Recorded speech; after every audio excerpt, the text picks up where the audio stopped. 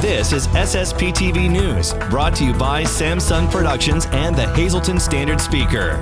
A local woman born in Ukraine spends her days checking in on family as war continues between her home country and Russia. That story and more next. Hello everyone, I'm Ken Karen. I want to thank you for spending some time with us today. We start off with our in-depth news feature hosted by Lisa Sugart. One woman from our area is especially glued to the television these days watching the war in Ukraine. The reason, she was born there and she still has family and friends there. I am pleased to be joined by her now, Marina Kuchar from Weatherly. Marina, I can't imagine what goes through your mind when you turn on the news, because when I turn it on and see what is happening in Ukraine, my heart breaks. And you know the places, you know the people, and you know your family is still there. So what goes through your mind? Every time I look, I'm searching for familiar faces, for familiar places. It's in my town because there's a lot of chats going on, Telegram and other resources that I'm watching. And I try to recognize what's happening. I know they don't post everything.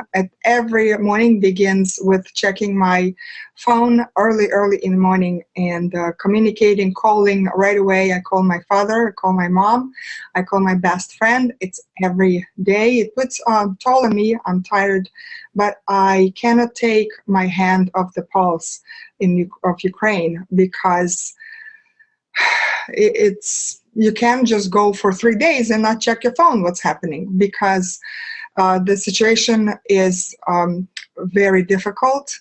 Anything can happen, even the worst thing that we can think, and we can imagine nuclear or anything. And that's how I can't stop. And I carefully, select what I'm posting and sharing. I believe we have a freedom of speech, and information that I choose I specifically make it for viewers, for my friends, for all kind of different people. So if they are, to support Ukraine, to let people think that war still goes on, just the same power as it was in the first day. What does your dad tell you? Like, are they in a safe area, or are they in an area where they're worried? It's always a concern because every day every city is having airstrike alerts several times a day. Usually they begin at 4:35 a.m. just to wake up everybody, but sometimes they go randomly during the day.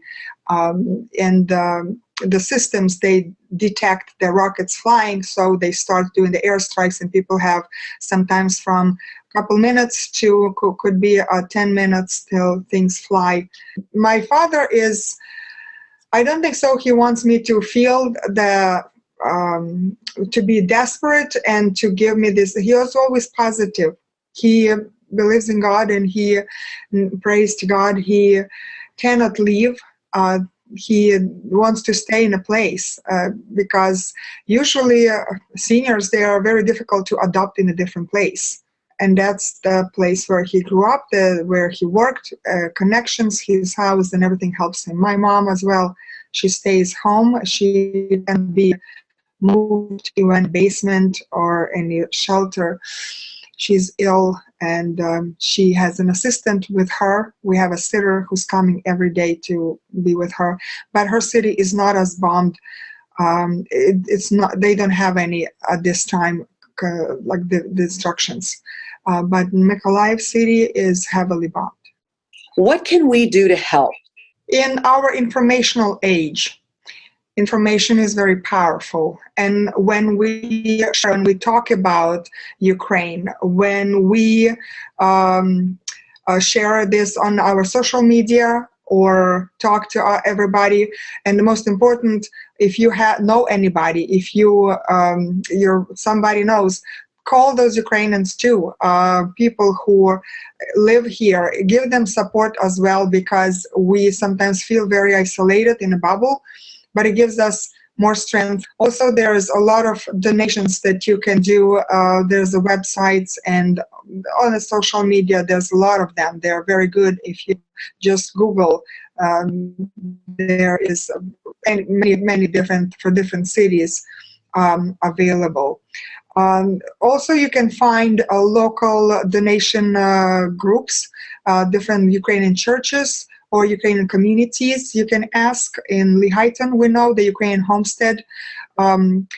People know where our donations can go, and they can pick up for you. And if they go into Philadelphia to bring it there, they can. Another thing, ask what to donate, because not everything is useful. Because it's very specific what they need. It's not like something that you don't want anymore and you give it. It's not always that way. Today's news feature is brought to you by Falvello Law Firm. Have you been injured in a car accident? Call Falvello Law Firm. Your case is our fight. Time now for weather on SSPTV News. Here's our forecast from the National Weather Service. On Wednesday, partly sunny with a high near 67 degrees. Wednesday night, mostly cloudy with a low around 49 degrees. On Thursday, a chance of showers mainly after 2 p.m., mostly cloudy with a high near 65 degrees. Wind gusts as high as 23 miles per hour. We have a 30% chance of precipitation. On Thursday night, showers likely mainly after 2 a.m. It will be cloudy with a low around 60 degrees. We have a 70% chance of precipitation. On Friday, showers likely with thunderstorms also possible after 2 p.m., mostly cloudy with a high near 72 degrees. We have a 70% chance of precipitation. On Friday night, a chance of showers and thunderstorms before 8 p.m., then a chance of showers between 8 p.m. and 2 a.m., mostly cloudy with a low around 58 degrees. We have a 40% chance of precipitation. On Saturday, partly sunny with a high near 71 degrees, and Saturday night, partly cloudy with a low around 55 degrees. After graduation, a Hazleton area high school golfer will be teeing off in college in Washington, D.C. Isabel Sirach is going to compete at Catholic University of America at the NCAA Division III level. Sirach helped the Lady Cougars to District II AAA silver medals this season. She placed 9th at the District II Individual Championships. We're going to take a break, but stay tuned because in our sports feature, we're going to talk with another Hazleton area sports star, javelin champion Abby Hangst. And next, details on a Memorial Day pool party hosted by the Cunningham Valley Civic Organization. PTPA will be presenting Agatha Christie's The Mousetrap on May 27th and May 28th at 7 p.m. and on May 29th at 3 p.m. For tickets or for more information, you can visit ptpashows.org. And that's today's Talk of the Town. SSPTV News would like to send sincere condolences to the family and friends of these recently departed. Patricia Buckery of McAdoo, the Stanley and Losky Funeral Home announced their arrangements. Martha M. Sipple, age 94, of Hazel Township. Mass will be held on Friday at 10 a.m. at Holy Rosary Church. Friends will be called on Friday from 9 to 10 a.m. at the church. The Fred J. Bonham Funeral Home is in charge of arrangements. Arlene Costello, age 81, of Drums, the Crofton Youth Funeral Home will announce their arrangements. Dorothy M. Denke, age 92, of Weatherly. Mass will be held on Wednesday at 10 a.m. at Sacred Heart Roman Catholic Church. Friends will be called on Wednesday from 9 to 10 a.m. at the church. The Harmon Funeral Home is in charge of arrangements. Mary Ann Fornatero, age 63, of West Hazleton. Mass will be held on Saturday at 10 a.m. at Most Precious Blood Church. Friends will be called on Saturday from 9 to 10 a.m. at the church. The Hillary J. Bonham Funeral Home is in charge of arrangements. And Jimmy W. Lawson, age 80, of Freeland. A celebration of life will be held on Friday at 11 a.m. at the Other Side Restaurant in Freeland. The McKee-Wilczek Funeral Home is assisting the family. Tonight's obituaries are being brought to you in part by Harmon Funeral Homes and Crematory, with 2 locations in Rockland and in Drums, 570-384-3312 or 570-788-0977, and go to harmonfuneral.com.